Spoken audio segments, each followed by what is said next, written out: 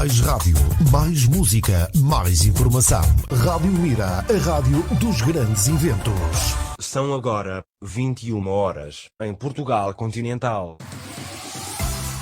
A conversar é que a gente se entende. Apresentado por António Veríssimo. Quartas-feiras, 21 horas, na Rádio Mira. Rádio Mira, meios e serviços de comunicação, produção de spots, rádio e TV, animação de espaços comerciais, rádio indoor, som ambiente. Ligue já 925 455 896. A Rádio Mira em todo lugar. www.radiomira.pt. E agora, fique a conhecer como pode preservar o ambiente. Evite a desflorestação. Não corte árvores ilegalmente. Tenha especial cuidado para não poluir as matas e florestas. A poluição é uma das maiores causas dos incêndios. As plantas produzem oxigênio, que é a base da existência humana. Por isso, pense duas vezes antes de prejudicar o meio ambiente. Afinal de contas, você precisa dele.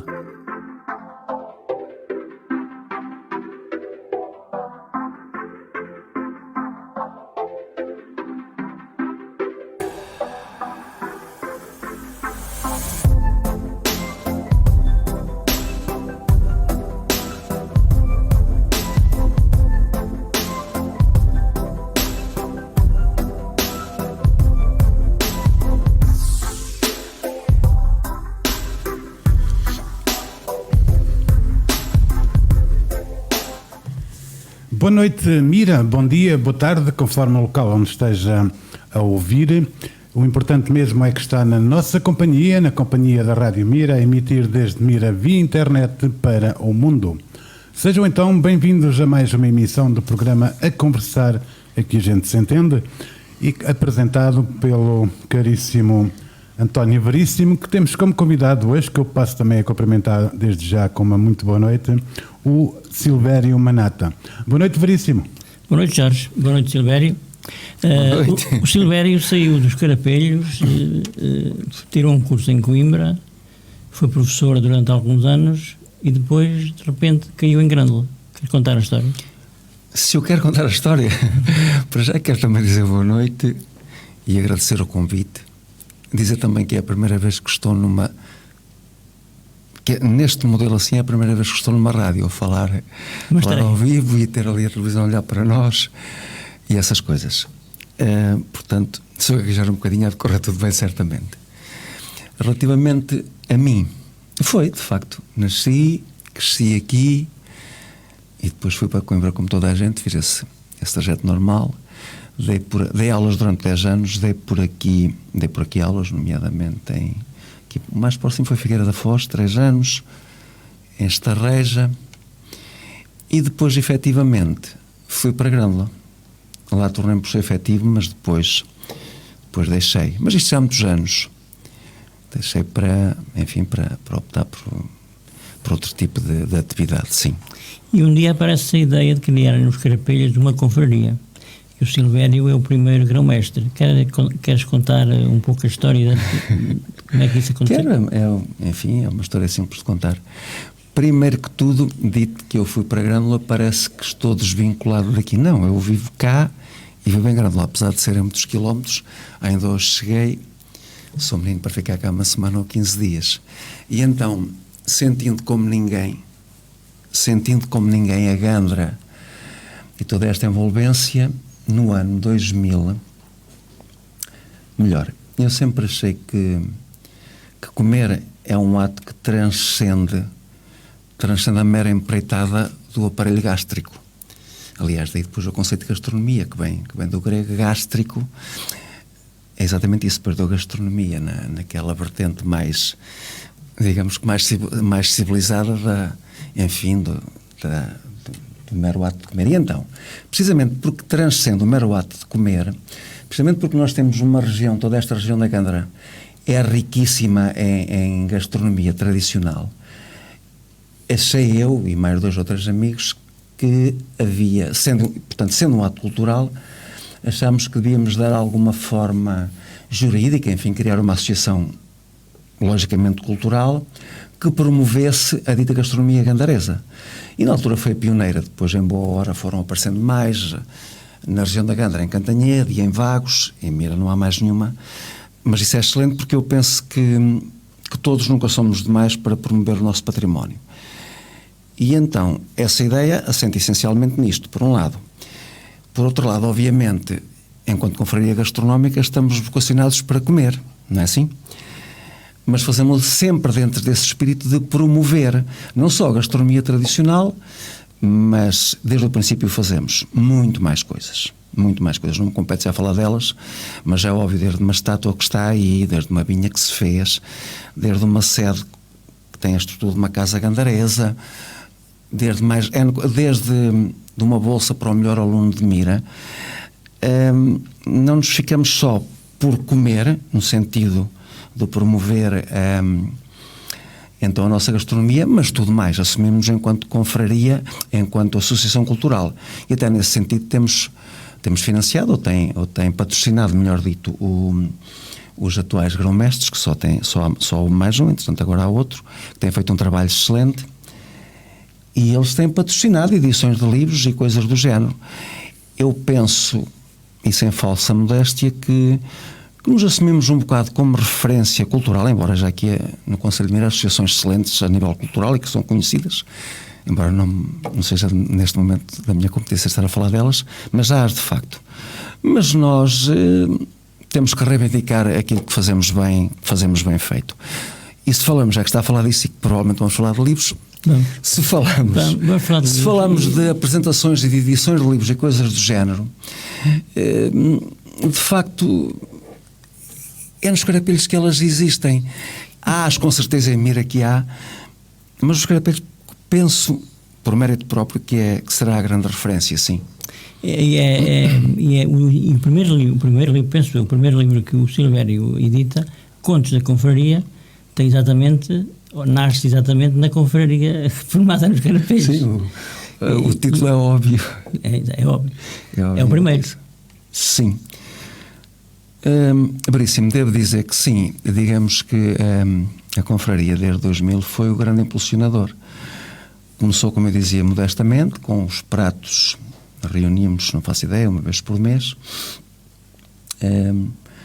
e dentro desse espírito não íamos a nenhum restaurante. Nós, cada confrada à vez, não sendo nomeado, é que fazia um prato tradicional gandarês. Mas ligado a isso havia então também, começou a haver, passado algum tempo, a leitura de um conto escrito por mim. Porquê? Porque eu comecei a perceber que essas ideias peregrinas, há muitas, de que quando morre uma pessoa idosa, um velho, ou como quisermos, morre uma biblioteca com ela, ou morre um livro. E de facto começaram a aparecer testemunhos tão enriquecedores à mesa, e nesse sentido eu digo que comer transcende o mero ato do aparelho gastronómico, do aparelho gástrico. Comecei a ouvir histórias fabulosas e pensei e achei que, para que a memória não se perdesse, essas histórias deviam aparecer, enfim, escritas, porque sempre se mantém mais. Se aparecer alguém um dia interessado em ver e em perceber como é que era, como é que foi, pode ter sido de um modo ingênuo, mas é certo é que estão lá testemunhos, enfim, a que eu tentei dar uma cor mais ou menos literária, também provavelmente ingênuo, porque era a começar e era feito sob alguma pressão para ler um conto subordinado ao tema do jantar que ia haver.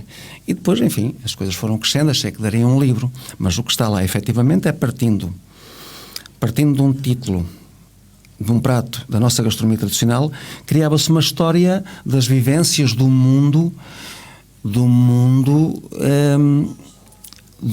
microcosmos gandarês, sim.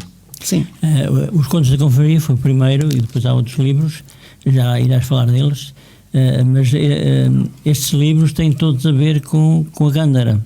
Eu estou-me a lembrar do último livro que li teu, Arneiro do Mar, que tem uma história, a história que é contada, e nós viajamos sempre quando lemos um livro, pelo menos eu viajo, e nós viajamos por dentro da Gândara com essa obra. São todas assim? São, sim. A minha matriz é de facto gandaresa, não há outra. Há o chamado Epistata do Ourives Ambulante, eu depois posso voltar atrás, que é de facto a estrutura narrativa e, portanto, o espaço também, porque não existe história fora do espaço, alterna entre as duas geografias, que é a da Gandra, a do Gandarês, que foi para os Arrozais e por aí fora, e que trocou a enxada pela mala do Ourives Ambulante, e, portanto, nessa perspectiva eu tentei, dentro da ficção, que é o método pelo qual eu optei, tentei homenagear, penso que consegui, tentei homenagear uma profissão que não é despicienda aqui. Toda a gente sabe que os Ourives Ambulantes saíram daqui e de Cantanhede para qualquer canto do país, e portanto eu peguei nisso, tive o privilégio de conhecer muitas histórias dessas também na primeira pessoa, alguns ainda hoje vivos, mas gente que estará na casa dos 80, 90 anos que ainda estão vivos, mas conhecia histórias dessas, de gente que foi com uma sacola e uma enxada ao ombro e que conseguiram, se calhar por mérito próprio, enfim, trocar a enxada pela mala do Ourives Ambulante, pela mala de, não é zinco, como é que se chama agora, falha-me o nome. Portanto, saíram do espaço Gandarês e foram para o espaço, normalmente, do Alentejo. E é o único livro em que alternam os dois espaços. Pronto. E tinhas-me perguntado... O Arneiro do Mar. Ah, sim. O Arneiro do Mar, é evidente, esse é o primeiro livro a seguir aos contos. Acho um livro interessante, reconheço provavelmente, se calhar, não é imaturidade, é alguma pressa em publicar, porque um livro, presumo eu que, e não me engano, toda a gente está de acordo, quase como o vinho, tem que amadurecer ali um bocado, escreve-se, fica ali a estagiar e depois pega-se nele, e há coisas que nos parecem um bocado, sei lá, que não nos parecem bem, pronto, e por aqui me fico. Desculpa lá, isso quer dizer que o Silvério Manata, que escreveu o Arneiro do Mar, e o Silvério Manata, que escreve o Comboio na Duna, é outro. A realidade dinâmica muda necessariamente. Daí o conceito de narrador e de autor, que são diferentes. O narrador é efetivamente aquele que conta dentro do livro, não sai de lá mais. Bem ou mal está lá, não sai de lá mais. O autor, sim, o autor evolui, pode até ser para pior, mas o certo é que evolui, pensa de modo diferente. E como tal, esse livro reconheci logo na altura, que provavelmente, e também não penso que não dei a ler a ninguém, houve uma certa precipitação da minha parte, acabei aquilo, queria mais ver o livro daquilo, não penso, daquilo, com todo o respeito pelo trabalho que fiz, mas tem lá a Gandra toda, ela está lá toda de facto, e curiosamente, agora que falamos disso, para mim é muito interessante, porque é um livro que já está muito distante também no tempo, mas recordo com uma certa ternura. Porque eu sei que ele começa mais ou menos do seguinte modo. Começa com uma fogueira no quintal. O protagonista, ou pertence protagonista, faz uma fogueira no quintal com todos os tarecos lá da casa, porque antes acho que o pai tinha morrido. E isso, há uma certa simbologia subjacente a isso. Ele quer cortar com o passado. Ponto final, parágrafo. Começa assim. Mas depois, a partir daí, querendo cortar com todo esse passado, ele não consegue efetivamente. Ou seja, está lá um bocado do autor, que é: eu quero fugir à matriz gandaresa porque já penso que já tudo estava dito ou não. Eu, enquanto autor, quero fugir, não consigo. E depois o desenvolvimento do livro, toda a narrativa, ele volta ao mesmo, quer dizer, e o personagem sai daqui, faz ou pretende fazer a vida dele, também não tem muito mundo, não vai para Lisboa, não vai para a China, fica só por Coimbra. Mas o certo é que volta a estabelecer-se cá. E, portanto, se pudermos considerar que há algum simbolismo, que é o autor, por muito que ele queira, não consegue rejeitar a dita matriz gandaresa. Mas tu ao dares como título esse livro, O Arneiro do Mar, estás a homenagear os carapelhos no seu todo? Sim, foi deliberado. Os títulos nunca são ingênuos. Foi porque, para os mais atentos, Carapelho chamava-se Arneiro, e Arneiro do Mar chamava-se Arneiro da Carreira. E isto, de um modo sucinto, não podemos estar aqui a escalpelizar tudo, mas é assim, Arneiro da Carreira. E Arneiro do Mar, remanso ao entardecer. E Arneiro do Mar, pela minha ligação umbilical, a minha e de toda a gente aqui, à nossa costa, à nossa praia. E podemos chamar o nome que é a Praia de Mira, não é? Claro. E é essa a ideia, porque não estamos assim tão longe. Ainda hoje, quando cheguei, fui dar uma volta de bicicleta e eu descubro que, ou indo para a praia, ou indo para o Poço da Cruz, nós estamos a 10, 11 quilómetros. Eu cheguei, conforme já te tinha dito, cheguei a correr, vou dar uma volta de bicicleta, porque eu gosto sempre de fazer alguma coisa, e vejo, afinal, estamos mesmo. Eu consigo ouvir o mar da minha terra em noites de invernia serena, ouve-se o mar a rugir. E lembro-me que antigamente via o farol da Barra de Aveiro. Portanto, nós não podemos negar, um gandareiro de Gema não pode negar esta realidade, ela está cá, daí Arneiro do Mar. Os Carapelhos é muito importante, a terra, os Carapelhos é muito importante para ti. É o meu berço, mas isso, como todos os berços, por muito que a gente goste deles, também subjacente a essa ideia está a ideia de sair. Mas é importante, sim, se tiver que falar da minha vida pessoal, uma das primeiras coisas que eu fiz na vida foi fazer uma casa em metade do terreno da casa da minha mãe. Está lá, é ali que vivo. Podia viver aqui noutro sítio, podia ter vindo para a vila, não, é lá. Isso é revelador da importância. Foi lá que, de facto, eu e mais 2 outros amigos, pelo que já contei, fundámos a confraria já há 22 anos. Eu penso que não há muito mais a dizer, não é, acerca disso. E como é que o que é que Grândola conta no teu modo de estar? Vamos ver se eu percebo. O que é que Grândola conta? Sim, tu estás em Grândola, vives nos Carapelhos. Grândola não é indiferente para ti? Não é, eu estou lá há muitos anos. Não é indiferente de todo. E é uma pergunta para a qual eu não tenho grandes respostas, mas Grândola, sim. Se há terras interessantes, e por aqui me fico, no Alentejo, Grândola é uma delas.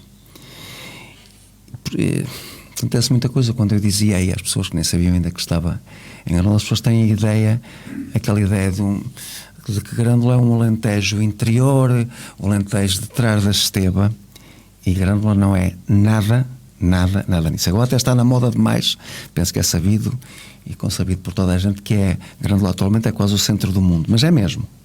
Podia contar aqui 1001 histórias, mas Grândola não só pela associação imediata que se possa fazer à Revolução de 25 de Abril, há mais N coisas. Grândola, de facto, foge ao paradigma do Alentejo. As pessoas têm a ideia que entrou. Não, Grândola é litoral, está pertíssimo da praia, tal como Mira está. Tem 48 km de costa. E como tal, eu nem sequer estranhei muito. Importância tem, são muitos anos lá, desde dar aulas lá. Tem, mas corro sempre para aqui. Corro. Não devia estar a fazer essas confissões, mas é um facto. Voltamos aos livros.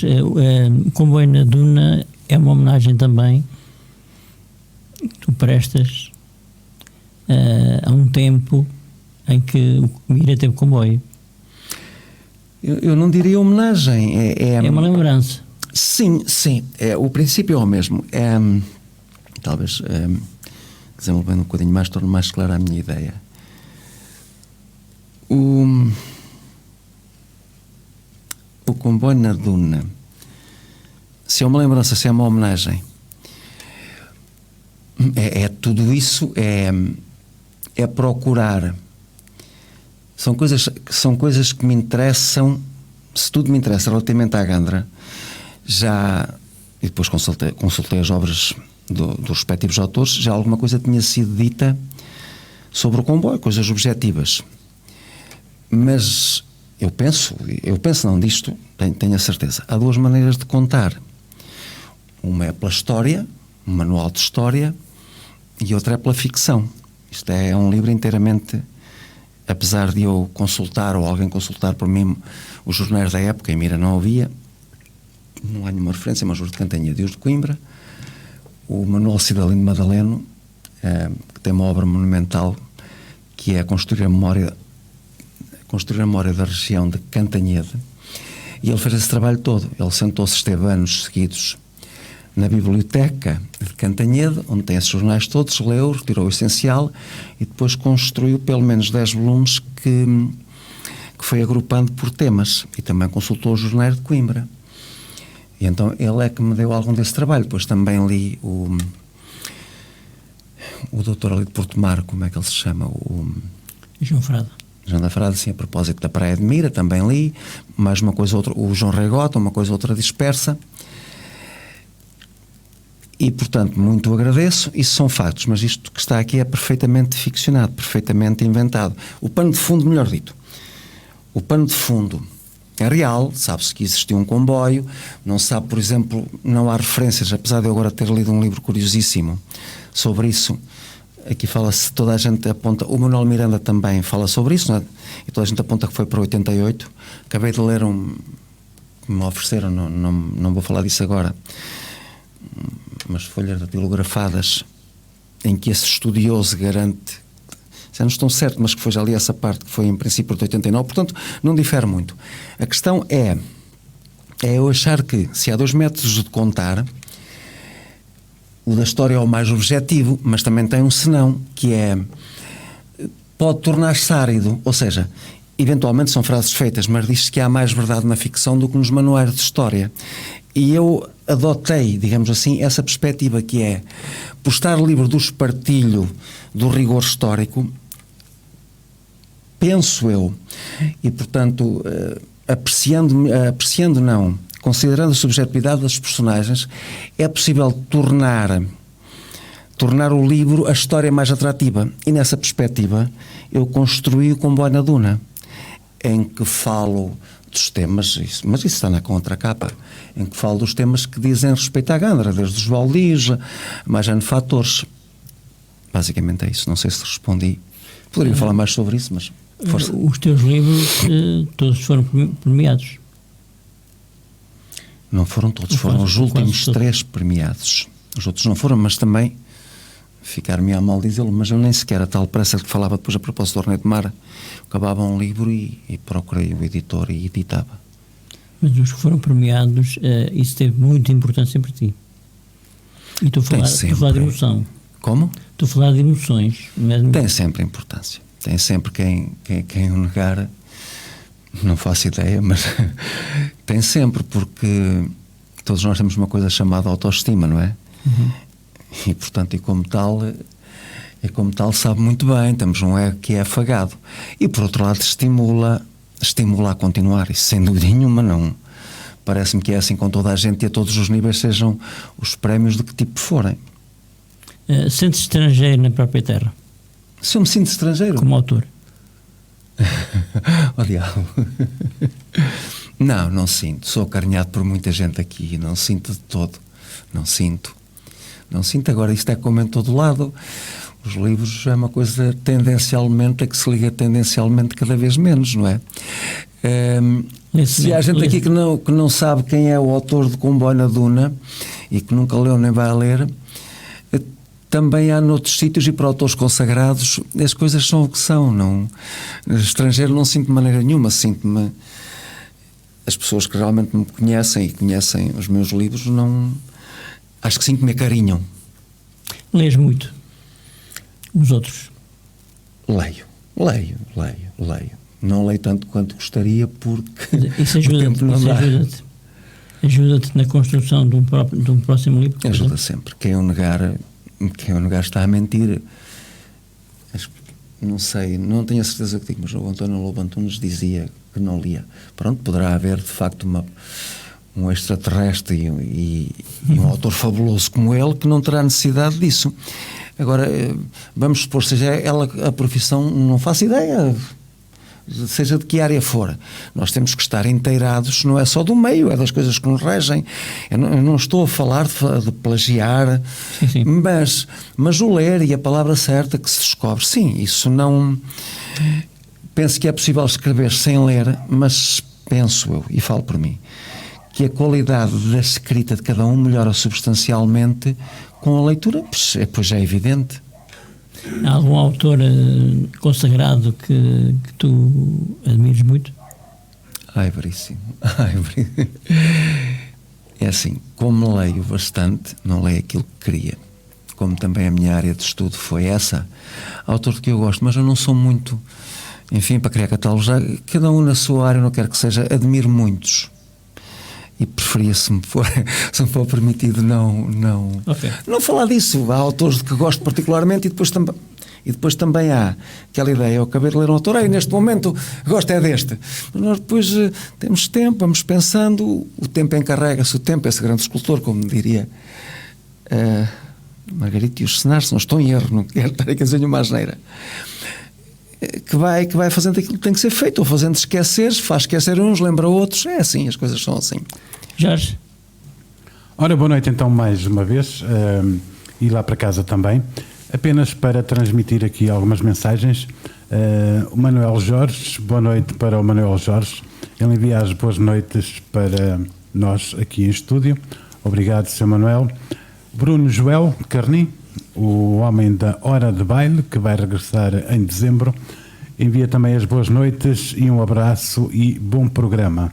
Obrigado, Bruno, por estares aí desse lado também. O Domingos Neto, que já também é um habitué, como se costuma dizer, aqui da rádio, envia as boas noites, amigos, saudações ao autor convidado e boas conversas. Depois o Carlos António Mendes, boa noite, amigo Carlos, uma boa noite e diz ainda boa escolha. O Zé Conde, boa noite para o Zé Conde também, ele diz: boa noite, meu caro António Veríssimo, cumprimentos extensivo ao teu convidado e ouvintes. Gosto sempre de quem faz bem a rádio com qualidade. Bom programa, abraços radiofónicos. Um agradecimento a estas pessoas todas. O Silvério também deve também fazer isso. Eu queria falar do Zé Conde. O Zé Conde é um homem da rádio, é de Loriga, do Conselho de Ceia. Loriga, sim. Conselho de Ceia. Trabalhou na rádio de Argadilha e trabalhou na rádio da Liberdade Hospital. Neste momento está-se a dedicar à rádio, mas mais em casa. Mas é um ouvinte nosso, portanto, também, que já tem participado mais vezes. E, portanto, um abraço para ele, um abraço também para o Carlos Mendes, para o Domingos Neto e para o Bruno. Penso que não me esqueci de ninguém. E o Manuel Jorge, que é um dos ouvintes com mais idade. Já foi aqui meu convidado. Ok. Sei quem é perfeitamente, o Manuel Jorge do Seixo. Sim, exatamente. Conhece, sim, senhor. Não é melhor que nós, mas é bom homem. Exato. Pois ninguém é melhor que nós. Veríssimo, eu queria só dizer uma coisa, tenho medo de me esquecer. Força. A propósito de ler, posso dizer? Sim, claro. E tu referias isso um dia destes, é muito, eu não tenho tempo, como toda a gente, mas sei que vi lá e adorei ver aquilo lá. E então, falando do Domingos Neto, foi um dos que prestou atenção, há muitos anos li um livro, penso que é dele, Os Dramas da Imigração Clandestina, que me marcou, Florencio Neto. Ainda andava aqui, conforme tinha dito, quando eu vim aqui para o Liceu, portanto, menino e moço deste tamanho, li esse livro e o livro, enquanto conteúdo, tem lá os dramas. Aquele livro marcou-me profundamente, porque também terá sido pela idade em que nós, mais novinhos, absorvemos tudo, quer dizer, imaginando que somos um bocado como um computador, a nossa cabeça é como um computador, não está cheia ainda, precisa ser cheia, pois à medida que vai libertando algumas coisas, mas esse livro ficou um bocado de tal modo que ainda hoje me lembro dele com muito carinho. É só isso, a propósito de leituras que marquem. Não é, tem que ser dito também com todo o respeito, não é uma obra-prima de literatura, não é, mas é uma obra das vivências, que me parece, enfim, autobiográfico ou muito parecido. Mas nessa perspectiva é um excelente livro, é um excelente retrato. A palavra certa é retrato da nossa gente, peço desculpa, da nossa gente que foi a salto para a França. Portanto, era só para fazer esta referência a propósito de autores gandarenses. A propósito do Florencio Neto, eu criei recentemente no Facebook uma página chamada Movimento Germinal, e um dos que já foram lá retratados na gente dos livros foi exatamente o Florencio Neto, com a capa desse livro que tu acabaste de referir. E estou de acordo contigo. É um livro que deve ser lido por quem ainda não o leu. E mais, se puder. E foi pioneiro, as coisas foram melhorando, a quantidade traz qualidade, felizmente há muitos autores em mira, haveria outros, mas em termos de, vamos considerar que é um livro de ficção, penso que não é uma autobiografia, pronto. Foi dos primeiríssimos. Eu não dou assim fé, abria com certeza, mas não havia muito mais gente a escrever aqui. E também, portanto, a honra lhe seja feita, que se lembre de Florencio Neto. É só isso. Exato. A propósito dos autores de Mira e da região, por aqui já passaram como meus convidados o Franklin Amaral, o António Breda, o António Canteiro, agora tu, e penso que, não sei se, acho que não estou a esquecer de ninguém, mas irão passar mais, porque efetivamente os autores são muito importantes. Aliás, a cultura é muito importante. A cultura é muito importante no nosso dia-a-dia, para nós todos. A cultura é muito importante. A cultura dos livros, a cultura das músicas, a cultura da pintura, enfim, a cultura. Claro. E por vezes a cultura anda muito de rastros. Não sentes isso às vezes? Sinto, mas relativamente aos livros, vou falar relativamente àquilo, enfim, poderei conhecer melhor, mas mesmo assim tenho pouco conhecimento.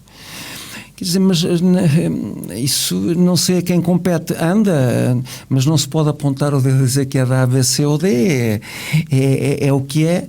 É evidente que há maior empenho nos lados que noutros, maior empenho de entidades oficiais, é evidente.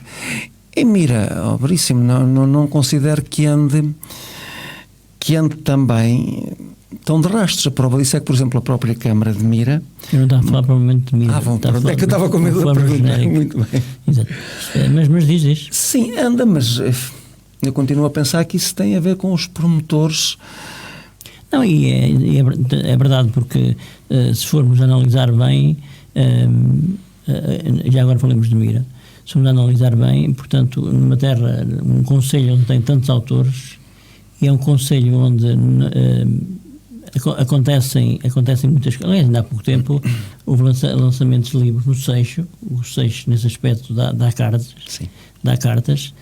Aquela Casa Candaresa foi palco da apresentação de livros do Manuel Castelhano, por exemplo, que é outro nome, que é um outro homem de Mira que vive em Alcobaça, né, e que também está a escrever sobre a Gândara, sobre a terra onde ele nasceu. Eu penso que é importante isso, é importante, e por já agora falamos de outra coisa, falamos de um livro que tu vais lançar, deste livro que tu vais apresentar no próximo sábado nos Palheiros de Mira, no museu. Sim, eu peço desculpa, não pensei que a pergunta fosse uma rasteira e que tivesse a ver com Mira, e precisamente pelo que estás a dizer, não há rasteiros. Não está assim tão adormecida, antes pelo contrário. Não passa rasteiros. Ok. E sobretudo no Seixo, eu próprio estive lá em alguns lançamentos na Casa Gandaresa, portanto que tem iniciativas de louvar, altamente de louvar. Silvério? Como? Silvério. Mas é o quê? Sim. Obrigado. E dizia eu, até por exemplo, eu não sei, são textos anónimos, mas que aparecem no Facebook, não sei o título daquilo, mas que, para reforçar tudo aquilo que estamos a dizer, vão aparecendo textos anónimos, porque eu não vejo lá o nome, em que vão esmiuçando toda a realidade gandaresa, enfim, a memória da realidade gandaresa. Hoje não é, pronto, mas precisamente por isso estão a fazer um trabalho que eu acho extremamente interessante e bem feito, até diria, e sempre associada, de facto, diria eu, à grande sede, que é essa Casa Gandaresa lá no Seixo, que eles fazem para lá com virtude e muito bem do meu ponto de vista. Tudo que tenha a ver com tradição e tudo mais é lá. É o grande espaço também privilegiado para cultura. Espaço de cultura, sem dúvida. Aliás, podemos mesmo afirmar que a Casa Gandaresa no Seixo e a Confraria nos Carapelhas são dois exemplos concretos Eu depois tive curado de falar nisso, de referências, sim, mas eu penso que há outros movimentos associativos interessantíssimos, vocacionados por outras áreas. Estou-me a lembrar nomeadamente do desporto. Eu não gosto de falar, depois, enfim. Mas há uma aí interessantíssima a nível do desporto e nem só, que tem várias secções, várias atividades. Eu prefiro não dizer, penso que a gente sabe qual é, porque depois posso esquecer outras. Mas penso que a nível associativo Mira está bem servido. Sim, a nível cultural podemos falar do papel importantíssimo da Filarmónica Ressurreição, que comemorou agora 152 anos no passado, e foi nos Carapelhos que comemorou, eu estive lá, portanto, é a coletividade mais antiga do Conselho, em atividade? Já existia, imaginando, criando verosimilhança. Pula na inauguração do comboio. Certamente não esteve lá, mas porque ela historicamente já existia nessa data, claro, está lá. Eu não me esqueci desse pormenor. Isto para dizer, portanto, que, não sei, em 1888 a Filarmónica da Ressurreição já existia. Pois, 152 anos. Pois, bate certo. E que o Manuel Miranda criou um livrinho, quando fez agora os 150 anos, foi já foi antes da pandemia, já não sei quando fosse, que foi apresentado aqui nas festas de Mira, sim. Não, pronto, já que estamos a falar de cultura, efetivamente a Filarmónica da Ressurreição é também um dos pontos importantes. Sem dúvida. Mas eu há bocado falava em espaços, porque o espaço físico da Confraria e o espaço físico da Casa Gandaresa são dois pontos importantes das atividades culturais. Eu acho que sim, passa a falta de modéstia. Força. Sim, não é, e pronto, eu acho que nesse aspecto nós estamos bem. Estamos bem porque temos há força, há vivacidade, há coisas que vão acontecendo, não é? Pronto, por exemplo, vou andar com Faria, que é que diz mais respeito. Foste o primeiro grão-mestre, depois foi o Fábio Ventura. Fez um trabalho interessantíssimo. E agora é o Nuno Janicas. Está a ser o Nuno Janicas que faz um trabalho interessantíssimo, não há nada para dizer. Antes, pelo contrário, só há bem para dizer. Diz-me só isto: o vosso trabalho como sendo grão-mestre da Confraria, e falas por ti, foi um trabalho difícil, mas interessante. Está tudo dito. Também não teria piada se não fosse difícil. Difícil, mas interessante, sim. Não posso falar pelos outros, mas penso que sim, porque deixa-se obra feita, todos têm deixado, e bem haja um portal, mas difícil, porque é um movimento que sistematicamente vai crescendo, todos têm a sua vida, e conseguir, eu penso que tem a ver, portanto, com a capacidade de liderança, já que me perguntaste sobre os mestres, e como diria, são extremamente, falo destes dois, extremamente competentes, porque partindo do princípio que quem lidera é aquele que tem um projeto, tem um sonho, e que tem quem o siga, não de um modo cego, mas que o siga, e tem-se conseguido isso. Portanto, é a prova de que a liderança é boa. Eu posso falar a passagem de testemunho, passa esta linguagem mais, tem sido pacífica, não há como, que é democrática, atenção, mas não há listas, quer dizer, fala-se primeiro, vê-se as possibilidades, e é perfeitamente democrática em termos de eleição, mas as coisas fazem-se naturalmente, porque implica trabalho, implica muito trabalho, implica, se calhar, para os grão-mestres, e nem só, há pessoas ali, não vou dizer aqui o nome, mas são óbvios que toda a gente conhece. Importantes. Muito importantes, tem que ser dito. E então, perdi-me um bocado no que estava para dizer. Implica perderem-se algumas horas podiam ser investidas noutra coisa, nomeadamente na família, isso sem dúvida, não é? Mas isso eu penso que acontece em todas as associações que funcionam. É-se presente pro bono. E como tal, as coisas têm que andar para a frente, não se está ali para desviar dinheiro, para ganhar dinheiro, ou para o que quer que seja. É mesmo um trabalho só de boa vontade, é evidente, não há muito a dizer. Mais. Jorge? Sim, apenas para transmitir aqui mais algumas mensagens. O Manuel Jorge diz: muito obrigado pela referência à minha pessoa, e diz ainda que estou a gostar da conversa gandaresa. O Domingos Neto diz que é devido um agradecimento meu a Silvério pelo pontual apreço ao meu tio e os dramas da imigração clandestina, ainda pelo carinho e assertividade sobre a obra, o autor e a narrativa. E o Sr. Manuel Ribeiro envia as boas noites, amigos. Obrigado a todos por estarem aí também desse lado. Obrigado. O Manuel Ribeiro também já esteve aqui. Eu vi e gostei de ver. E vai estar contigo no sábado. Vamos estar, sim. Vai estar, a amizade é isso também, não é? E a sua guitarra. Ele e a guitarra dele. Mas mesmo sem guitarra, eu gosto de o ver por lá ou por onde quer que seja. O Manuel Ribeiro também, olha, acabei de ler há pouco tempo um livro dele também. Sim, e queria dizer isso agora há bocado, não falaste, quando se falou de autores. E também sei, ele não está a ouvir, pois não? E também sei que não tarda muito que vamos ter outra obra do Manel. Portanto, estamos à espera, rapaz. Eu estou a olhar para aqui como se não estivesse a ver. Sim, Manuel Ribeiro. O Manuel Ribeiro é uma figura, culturalmente falando, é uma figura importante. É mais conhecido pela guitarra, pela construção de guitarras, por tocar guitarra, claro, por ensinar a tocar guitarra à família dele. Os netos parece que aprenderam todos, ele disse aqui, mas agora também por livros, porque sim, é um homem atento. E não é só por isso, a gente gosta dele por outras razões também, gostamos dele. Razões que não vamos contar aqui. Como? Razões que não vamos contar aqui. Sim. Próximo livro, depois do comboio. Obríssimo. Isto são lugares comuns nestas coisas quando se perguntam. Primeiro que tudo, e costumo às vezes dizer isto, atenção que eu fui convidado enquanto escritor, não é? Para aqui? Sim. Mas queria dizer foste convidado enquanto Silvério Manato. Ok, muito obrigado. Mas de qualquer modo é uma espécie de introdução ao que vou dizer a seguir.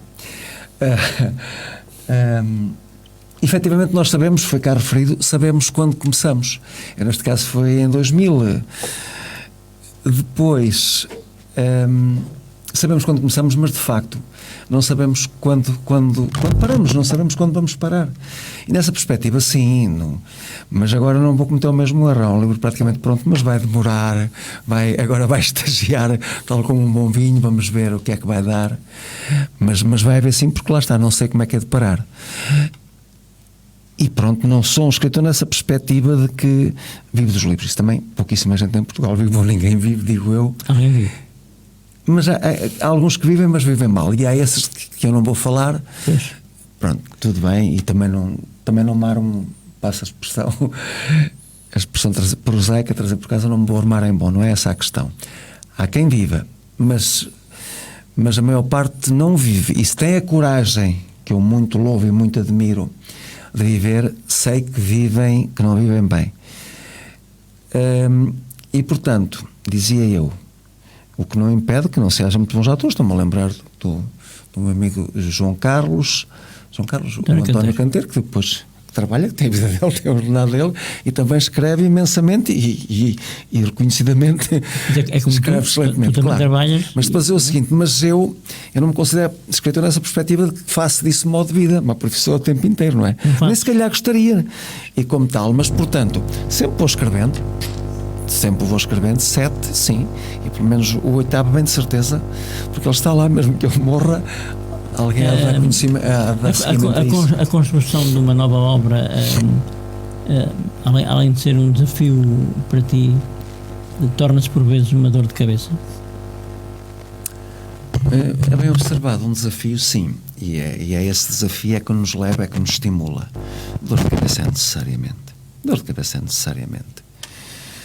Falo por mim, mas é necessariamente a insatisfação que está associada a isso tudo. Insatisfação para mim é uma dor de cabeça, a ideia de que não é exatamente aquilo que se quer, que não está conforme se pensa, isso são dores de cabeça, não é? Tu disseste aqui que no livro O Arneiro do Mar não mostraste a ninguém. E os outros? Mostras-os a alguém antes de os publicar? Atualmente sim, porque eu percebi há muito tempo, e ajudado também, por exemplo, pelo António Canteiro, pelo João Carlos, que uma obra é sempre trabalho de muito mais gente. Eu, sábado, aqui não me compete, mas vou falar de quem ajudou neste livro, e sobretudo dou a ler a duas outras pessoas em que o autor considera que podem dar uma ajuda, não é? Isto está bem, está menos bem. E assim deve ser feito, porque há coisas que nos escapam. Nós não conseguimos. Há coisas que nos escapam e que nós, se houver um distanciamento temporal, como em tudo na vida, nós conseguimos eventualmente ainda recuperar. Por um lado, mas por outro lado estamos tão focados em determinada coisa que não conseguimos ver. Tem que vir uma pessoa de fora que está isenta. Isto é aquela ideia de que precisamos de nos afastar um bocado para ver melhor, para avaliar melhor.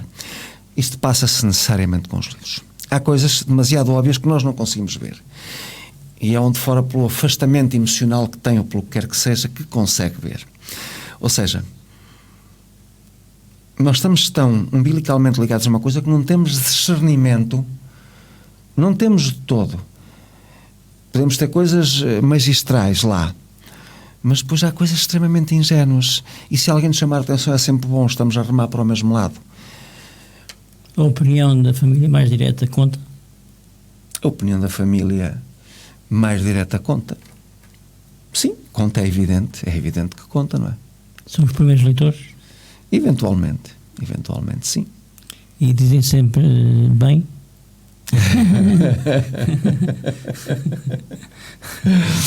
Primeiro, Veríssimo, eu estou a pensar essa pergunta está-me a fazer pensar efetivamente. Eu acho também que muitas vezes, no caso da minha família, por exemplo, ninguém profissionalmente ou academicamente está ligado a esta área. Portanto, é normal até que se sintam constrangidos, que sintam que não têm autoridade para dizer bem ou para dizer mal. Eu consigo entender e consigo perceber isso. Portanto, não é por aí que lá vamos. Eu entendo também que as pessoas não se sintam, falta-me agora o termo, mas que se sintam pouco à vontade para dizerem o que quer que seja. Portanto, a família não há de dizer bem, nem há de dizer mal, fecha-se em copas. Depois, nos verdadeiros amigos a quem possam ler, dizem-me, como eu digo a eles, com todo o respeito, onde é que se deve mexer ou não, e isso é de um modo construtivo. Relativamente aos de fora, que não perguntaste, mas antes que tu perguntes, há quem diga bem, penso que é sempre assim em qualquer trabalho, e no âmbito da literatura idem. Há quem diga bem, há quem diga mal. Mas eu penso que um autor, quanto mais consagrado é, mais sujeito está a críticas. Isto para dizer o seguinte: portanto, os autores consagrados e que possam fazer sombra a outros autores consagrados, esses é que têm críticas negativas. Eu tenho-as seguramente, mas eu não tenho coragem de me dizer, ou sou tão insignificante que não dou fé que elas existam. Fiz-me entender? Sim. Não. Sim, não, é que nós temos de ter atenção ao relevo que temos. O relevo também depois é proporcional às críticas. Não há como fugir. Em alguns casos desses que referiste, os autores mais conhecidos, muitas vezes há inveja dos outros que está presente nas críticas que lhe fazem. Não é? É diferente. Eu não me meto muito nisso. É diferente. Tens tempos livres para além... Eu espero ter uma vida equilibrada. Andas de bicicleta? Sim, já sei. Vou aos cogumelos. Estou ansioso por ir agora que já choveu, porque lá em Grândola vou aqui. Lá em Grândola já apanhei os Amanita Cesareias, mas é só. Quem quer ir ver se apanham os boletos. Mas dizia eu, somos amigos, eu e João Carlos, portanto António Canteiro, e falamos muito nisto. Nós aqui somos solidários, nós, e penso que mais escritores aqui, conhecidos, o António Breda, e em contrapartida parece que o mundo, até por algumas informações que vou recebendo do António, que está muito mais por dentro disso, a esfera dele já é um bocadinho mais elevada até, diz-me que o mundo, uns patamares mais acima e sobretudo o da cidade, das grandes figuras, parece que é um mundo cão, efetivamente, que aquilo... Não sei muito bem também. Estou a falar com a vontade de quem ignora. Como tal, vou falando. Não... Perdi-me um bocado, mas para dizer o que estava a dizer. Há muita maledicência, como se calhar em todas as áreas. Parece que há, sim. És um homem preocupado com o que te rodeia? Naturalmente, como toda a gente, como cidadão, não é? Isso é um ato de cidadania. É preocupar-me com aquilo que me rodeia. Afinal de contas, eu vivo ainda neste mundo, não vivo noutro. Posso não ter muito mundo, mas este é o meu. E tenho os meus filhos. Não tenho netos, espero vir a tê-los. E como tal, tenho que me preocupar. Estas frases feitas, mas é para lhes deixar um mundo, pois, se calhar melhor que o que está, não é? A guerra que se vive atualmente preocupa-te muito? Veríssimo, então não há de preocupar, então ela está aí, nós sentimos-la na pele todos os dias, e sendo um cidadão até... Um escritor... Não, lá está, muito tenho contra isso e tentei, não consegui, mas se calhar dar a ideia de que, melhor dito, o Zé Mourinho uma vez dizia o seguinte: Quem só percebe futebol não percebe nada de futebol, ou não percebe nada deste mundo. A mesma coisa se passa com o escritor, quer dizer, quem só percebe, quem só, não é só perceber, porque isso nunca perceberão tudo, mas quem só se foca nos livros, quem se mete numa redoma, quem ignora o mundo que está à volta dele, está alheio. Não pode, até nem tem matéria-prima, digo eu, para escrever. Portanto, o mundo preocupa-me, a atualidade preocupa-me. Sabemos também que o mundo hoje em dia é uma coisa global, a todos os níveis. E como tal, aí está. Não sei como é que foi na Segunda Guerra Mundial. Essas histórias magníficas que se contavam, que escondiam o milho nos forros das casas e por aí fora, porque vinha, passa-me agora o nome técnico, porque vinham buscar. Era o racionamento, pronto, era isso. Não sei o que é para dizer, mas hoje não é assim, mas está aí, este mundo é global, está aí, então não me é de preocupar. Nós sentimos isso na pele todos os dias. Queres um exemplo? Sim, já agora. É aquele que é óbvio, quer dizer, nas viagens que eu faço, se o combustível se dobrou, eu gasto o dobro, por exemplo, não é? Isso acontece. É prosaico o exemplo, mas é assim. Mas isso também não se deve só à guerra, deve-se ao aproveitamento. Também. Que se faz. Também, sem dúvida. Isso sem dúvida, e neste caso sim. Mas eu ainda hoje vinha ouvindo o debate na Assembleia da República e de facto as coisas estão a afetar, e de que maneira, e ouço notícias, é evidente. Isto passa, hoje estava a ouvir, hoje ou ontem, o Júlio Machado de Vaz. Ele tem um pequeno programa de manhã. E então a senhora que eu entrevistei há muito tempo, que fala com ele, conversa com ele, ela dizia, é conhecida o esquema das prisões, de gente que se deixa prender, comete um delito, para ir para uma prisão para ter que comer. Nos hospitais parece que está a acontecer com alguma regularidade, de tal modo que gente conceituada levaram esse tema para a rádio. Estou a falar da Antena 1. De gente que aparece no hospital com múltiplas queixas e queixas não são localizadas, porque depois fazem uns exames, estou aquilo e não é, para garantirem que ficam, como é que se diz, hospitalizados para alimentação, para poderem comer, quer dizer. Se tu me perguntas, penso que isto responde, então não me é de preocupar com o mundo, então eu faço parte dele. Claro. Há pouco falava-se na leitura, nas pessoas que leem, e nota-se que há uma certa camada, há uma certa geração que lê muito pouco. Tens essa noção? Se eu tenho essa noção, então não tenho. Não me perguntes qual é, seguramente não há uma panaceia, um remédio milagroso que resolva isso. Haverá alguns métodos de sensibilização que eu não sei muito bem quais são, mas penso que toda a gente sabe, quer dizer, é um modo fácil como se acede a tudo, como está tudo mastigado, e um livro dá trabalho, mas se for cultivando o prazer que um livro implica, de se sentar, de esquecer o mundo, ir lendo, entrar naquele mundo que está, entrar nas páginas do livro e entrar nesse mundo. Pronto, se conseguir ir sensibilizando não faço muita ideia porque não sou educador, mas desde as escolas às bibliotecas municipais, a mais algumas instituições, há um trabalho de sapa a fazer antes, é evidente. É o de sensibilizar para a leitura, quer dizer, as coisas não têm que ser todas imediatas, descartáveis, não podem ser. Um livro é uma coisa mais duradoura. Deixas-me só dizer-te o seguinte, eu estava um dia destes a ouvir a propósito da Feira do Livro de Frankfurt, isso também na rádio, como eu ando muito de carro, ouço também muita rádio.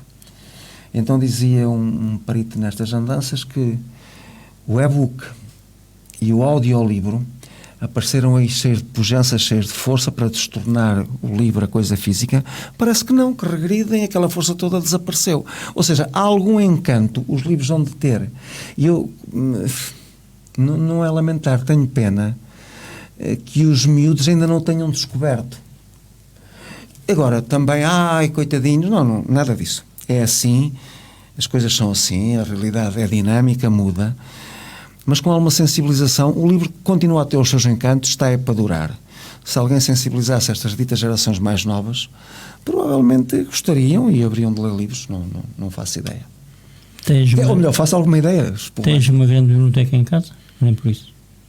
Ou tens assim algum... Porque há pessoas que têm muito... Há dois géneros de pessoas. Há pessoas que têm muitos livros em casa e que os leem, ou já os leram ou andam a ler, claro. E há pessoas que têm muitos livros em casa para servir de calço aos móveis, não é? Eu rimo por isso, quer dizer, eu penso que não fica bem, mas tenho bastantes, mas eu não sei o que é muitos. Nós não temos uma bitola, não temos uma fita métrica para estar a ver o que é muitos. Importante é que, mesmo sendo poucos, que se leiam, que não seja para os exemplos que acabaste de dar, por um lado. Por outro lado, tenho perfeita consciência e digo, compro livros com entusiasmo a pensar que os vou ler, mas depois efetivamente o tempo não dá, não os leio todos. Mas vale pela ideia. E ainda mantenho a ideia de quando me formar de ler muito mais. Provavelmente não vou ler porque vão aparecendo sistematicamente livros novos, não é? Mas penso que só esse princípio e podendo... É um vício que eu tenho, pronto. E esse vício, sim, tenho bastantes livros e compro um bocado às vezes compulsivamente. Porque já sei a partir... eu não devia estar a dizer isto, mas que provavelmente não os vou ler, onde aparecem outras opções.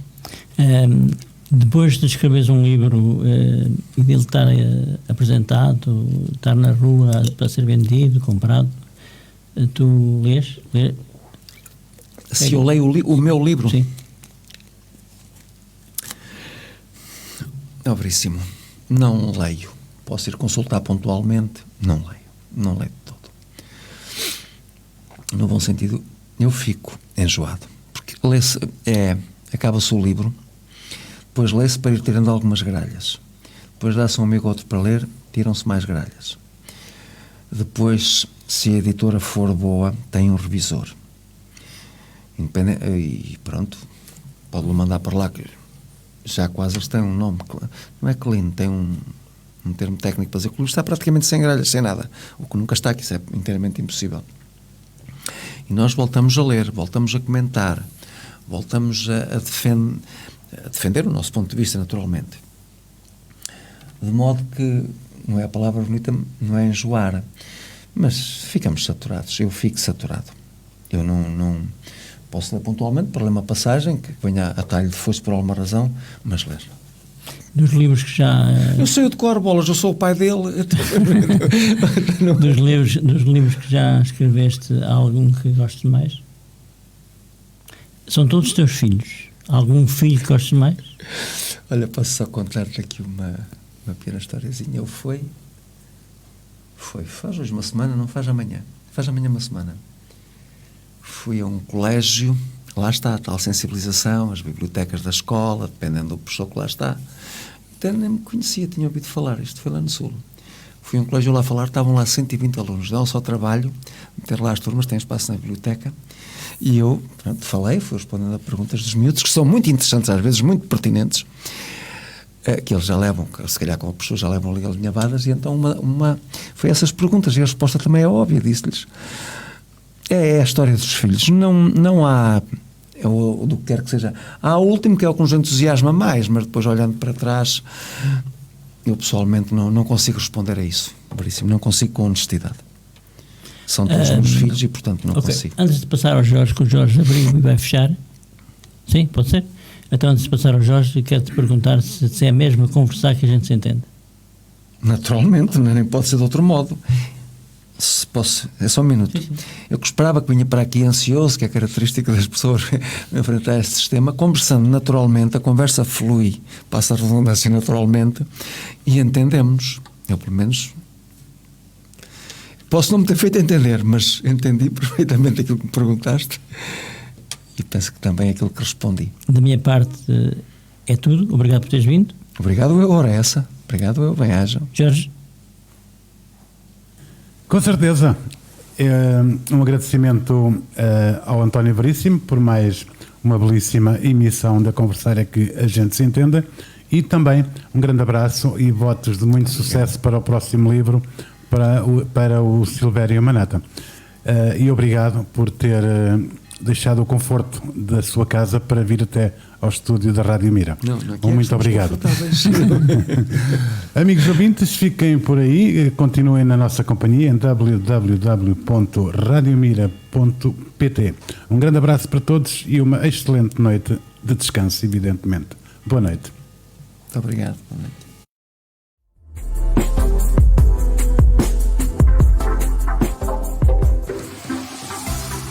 A Conversar é que a gente se entende. Apresentado por António Veríssimo. Quartas-feiras, 21 horas, na Rádio Mira. Rádio Mira, meios e serviços de comunicação, produção de spots, rádio e TV, animação de espaços comerciais, rádio indoor, som ambiente. Ligue já 925 455 896. A Rádio Mira em todo lugar. www.radiomira.pt